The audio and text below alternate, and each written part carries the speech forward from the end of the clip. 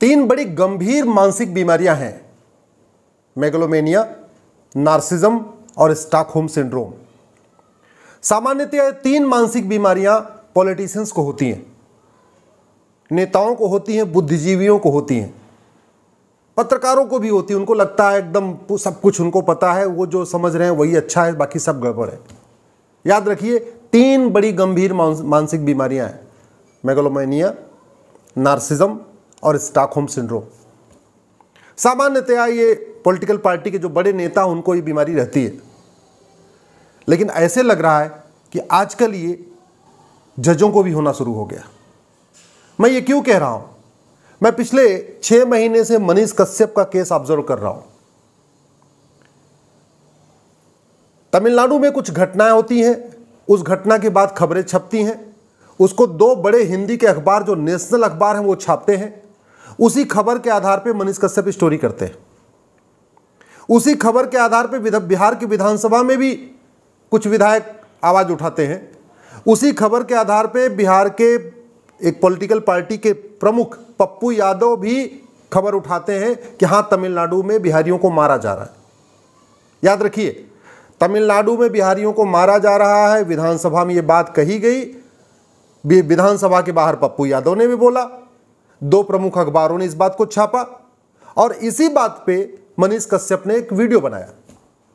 उस वीडियो के बाद तमिलनाडु में मनीष कश्यप के खिलाफ एफआईआर हो जाती है, बिहार में भी एफआईआर हो जाती है और तमिलनाडु की सरकार तो एनएसए लगा देती है, नेशनल सिक्योरिटी एक्ट लगा देती है। एक ही अपराध है वीडियो बनाने का। उसी वीडियो के आधार पे तमिलनाडु में भी एफआईआर, बिहार में भी एफआईआर, कई एफआईआर हो गए।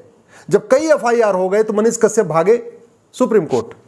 क्यों? क्योंकि जहां 2 राज्यों में अलग अलग एफआईआर हो रही हो एक ही घटना के लिए या एक ही अपराध के लिए या एक ही गलती के लिए, तो आदमी सुप्रीम कोर्ट भागेगा कि भैया देखो, हमारा अपराध एक ही है, जो हमारे ऊपर आरोप लगा वो एक ही है, बिहार में भी एफआईआर है, सुप्रीम कोर्ट और तमिलनाडु में भी है, तो आप सारी एफआईआर को मर्ज करके किसी एक जगह जांच कर दीजिए। सुप्रीम कोर्ट ने बोला नहीं, आप हाई कोर्ट जाओ। जबकि दूसरी तरफ मणिपुर में कुछ तथाकथित सेकुलर लिबरल पत्रकारों ने झूठी खबर फैलाई। मणिपुर की सरकार ने एफआईआर कर दिया और वो सीधे सुप्रीम कोर्ट आए। याद रखिए, एक ही राज्य में एफआईआर हुआ था, यहां मनीष कश्यप के खिलाफ 2 राज्यों में एफआईआर हुआ। मणिपुर में झूठी खबर फैलाने वालों के खिलाफ एक ही राज्य में एफआईआर हुआ, सरकार ने वहां के किया। सुप्रीम कोर्ट ने इंटरटेन किया, पिटीशन को इंटरटेन किया, सरकार को नोटिस जारी किया, बाकायदा उस पर फाइनल हियरिंग के लिए, सुनवाई के लिए तैयार है और कह रहे हैं कि हां, सुप्रीम कोर्ट में जज साहब ये भी कह रहे हैं कि कोई बात नहीं, पत्रकार है ना तो झूठी खबर तो छप जाती है, झूठी खबर छपने से क्या हो गया? क्या वो झूठी खबर छापने के बाद आग लग गई क्या? अरे मनीष कश्यप के, मान लीजिए मान लेते हैं कि मनीष कश्यप का वीडियो अगर झूठा है, तो मनीष कश्यप के वीडियो के बाद कौन सी आग लग गई थी? मणिपुर में 4 पत्रकार जाके झूठी खबर छाप रहे हैं, तब आप कह रहे हैं कि नहीं नहीं, ये तो पत्रकार है इसलिए इनसे झूठी खबर छप सकती है। पढ़ना ना पढ़ना ये लोगों की मर्जी पे है। यही वाला पैमाना मनीष कश्यप पे क्यों नहीं लागू हुआ? मनीष कश्यप पे तो 2 राज्यों में एफआईआर है, उसको तो 2 हाई कोर्ट में जाना पड़ेगा, उसको बिहार की भी हाई कोर्ट में जाना पड़ेगा, उसको तमिलनाडु की हाई कोर्ट में भी जाना पड़ेगा। ऐसे ही कुछ दिन पहले, पिछले साल की बात है, उत्तर प्रदेश में एक रेप हुआ। उस पूरे रेप के केस में दलित बनाम सवर्ण का एंगल दे दिया गया। केरल के पत्रकार भागे भागे चले आए।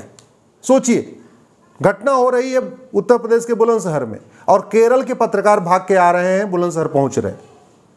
उत्तर प्रदेश की सरकार ने पकड़ा, मामला कोर्ट में आया तो करें नहीं नहीं, ये तो फ्रीडम ऑफ एक्सप्रेशन पे हमला हो गया, फ्रीडम ऑफ स्पीच पे हमला हो गया।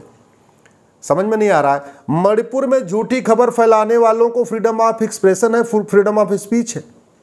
उत्तर प्रदेश में झूठी खबर फैलाने वालों को फ्रीडम ऑफ एक्सप्रेशन है, फ्रीडम ऑफ स्पीच है। केवल इस देश में एक मनीष कश्यप ही बेचारा बचा हुआ है, जिसको न बोलने की आज़ादी, न सोचने की आज़ादी, न वीडियो बनाने की आज़ादी। और यही घटना अभी देखिए शुरू हो गया है। चाइना से पैसा लेने वाले चाइनीज पत्रकार देश के खिलाफ एजेंडा चला रहे थे, देश के खिलाफ वीडियो बना रहे, भरा पड़ा वीडियो, और कोई 1-2 करोड़ नहीं, लगभग 125 करोड़।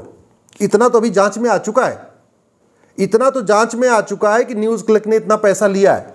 अभी इनके रिश्तेदारों में कितना पैसा गया, ये जो चाइनीज पत्रकार है, इनकी पत्नी के नाम पे कितना पैसा गया, इनके बच्चों के नाम पे कितना पैसा गया, इनको घुमाने टहलाने में विदेश यात्रा पे कितना खर्च हुआ, इनके माता पिता के एनजीओ में कितना पैसा गया, बाकी तो अभी जांच का विषय हो, तो बाद में पता चलेगा। लेकिन नहीं, पूरी बिरादरी एक हो गई है। भैया तो पत्रकार, ये चाइना से पैसा ले लिया तो क्या हुआ, ये तो पत्रकारिता कर रहे। मतलब जो झूठ फैलाए वो पत्रकार, और जो झूठ को दिखाए उसके ऊपर रासुका। मनीष कश्यप ने क्या किया था, टूटे हुए पुल को दिखाया ना, टूटी हुई सड़क को दिखाया ना, बिहार के बदहाली को दिखाया, फटेहाल सड़कों को दिखाया, बदहाल स्कूलों को दिखाया, बदहाल हॉस्पिटल को दिखाया। इसलिए वो जेल में रहेगा। और ये झूठी खबर फैलाने वाले लुटियन के लोग ये आराम से बाहर घूमते रहेंगे। अब समय आ गया है कि भारत की पुलिस व्यवस्था और न्यायिक व्यवस्था में पूरी कंप्लीट ओवरहालिंग किया जाए। पुलिस अभी बेलगाम है, पुलिस सत्ता की गुलाम है, क्योंकि 1861 का पुलिस एक्ट चल रहा है। जब तक 1860 का पुलिस इंडियन पिनल कोड खत्म नहीं होगा और भारत में one nation one penal code लागू नहीं होगा, तब तक ऐसे ही मनीष कश्यप जैसे लोगों को गिरफ्तार किया जाएगा। जब तक ये 1861 का पुलिस एक्ट खत्म नहीं होगा, एक मॉडर्न पुलिस एक्ट लागू नहीं होगा और one nation one police act लागू नहीं होगा, पुलिस चार्टर लागू नहीं होगा, पुलिस की जवाबदेही नहीं होगी कि आप अगर गलत एफआईआर करोगे तो आपके ऊपर कार्रवाई होगी। पुलिस की जिम्मेदारी नहीं है। पुलिस किसी में भी एफआईआर कर दे, किसी के खिलाफ कोई भी आरोप लगा दे, एनएसए लगा दे, यूएपीए लगा दे, गैंगस्टर एक्ट लगा दे, कुछ भी लगा दे, बाद में आप कोर्ट में लड़ते रहिए, अपनी सफाई पेश करते रहिए। 5 साल 10 साल के बाद आप वहां से अगर सबूत के अभाव में बरी भी हो गए तो जिन पुलिस वालों ने लगाया था उनके खिलाफ तो कोई कार्रवाई नहीं हुई। तो पुलिस की अकाउंटेबिलिटी कहां गई, पुलिस की रिस्पॉन्सिबिलिटी कहां गई? ऐसे ही जज साहब का भी है। वो जिसको मन चाहे उसको फ्रीडम ऑफ एक्सप्रेशन मान ले, जिसको मन चाहे उसका मुकदमा सुन ले, जिसको मन चाहे उसके लिए सैटरडे को बेंच बना दें, जिसको मन चाहे सैटरडे को 2-2 बार बेंच बना दें, जिसके लिए मन चाहे संडे को बेंच बना दें, और नहीं सुनना तो नहीं सुनना। ऐसे लग रहा है कि अब तो ये देखा जा रहा है कि सामने वाला वकील कौन है, सामने वाला पीड़ित कौन है, सामने वाला शिकायतकर्ता कौन है। भैया सब कम से कम सुप्रीम कोर्ट और हाई कोर्ट से ये आशा नहीं की जाती है। एक बार डिस्ट्रिक्ट कोर्ट का जज अगर ऐसी हरकत करे, एक बार डिस्ट्रिक्ट कोर्ट का जज अलग अलग पैमाना रखे लोगों के लिए, तो बात समझ में आती है। लेकिन अगर हाई कोर्ट के जज, सुप्रीम कोर्ट के जज अगर से डुअल स्टैंडर्ड रखेंगे, डबल पैमाना रखेंगे कि तीस्ता सीतलवाड़ आएंगी उनके लिए अलग पैमाना, मनीष कश्यप आएंगे उसके लिए अलग पैमाना, सिद्दीप कप्पन आएंगे उनके लिए अलग पैमाना, मणिपुर में फेक खबर फैलाने वाले हैं उनके लिए अलग अलग पैमाना, और मनीष कश्यप आएगा उसके लिए अलग पैमाना। यह बात मनीष कश्यप का नहीं है, यह बात गुलामी की व्यवस्था का है, यह बात स्टॉकहोम सिंड्रोम का है, यह बात नार्सिज्म का है, यह बात सिस्टम का है। सरकारें भले बदली हैं, सिस्टम नहीं बदला है, और उसका नतीजा आपके सामने है। मनीष कश्यप जेल के अंदर सड़ रहा है, एक मुकदमे में बेल, दूसरा मुकदमा, दूसरे मुकदमे में बेल, तीसरा मुकदमा, लगातार एक के बाद एक के बाद एक। अगर आप नहीं बोलेंगे ना, अगर आप पार्टियों में बटे हुए हैं, आप अगर सिस्टम के खिलाफ बोलने में अगर आप डरते हैं, तो इसका मतलब आप राष्ट्रभक्त नहीं है। अगर आप सिस्टम के खिलाफ बोलने में डरते हैं और अभी भी आप केवल नेताओं की चमचागिरी के चक्कर में, दल गुलामी के चक्कर में सिस्टम के खिलाफ नहीं बोल रहे हैं, तो याद रखिए किस दिन आपका भी नंबर आ सकता है, किसी दिन आपका भी नंबर आएगा। इसलिए मैं आपसे निवेदन करता हूं, ये मात्र मनीष कश्यप का मैटर नहीं है, ये बात हमारे न्यायिक व्यवस्था का है, ये बात हमारी घटिया पुलिस व्यवस्था का, ये हमारे बात प्रशासनिक व्यवस्था है।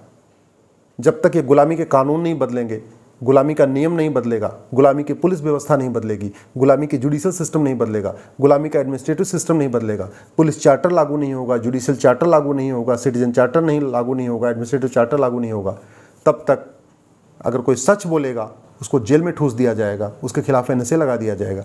इसलिए मैं आपसे निवेदन करता हूं, इस विषय पे कम से कम पार्टियों से ऊपर उठिए, नेताओं की चमचागिरी छोड़िए और आवाज़ उठाइए। जय हिंद।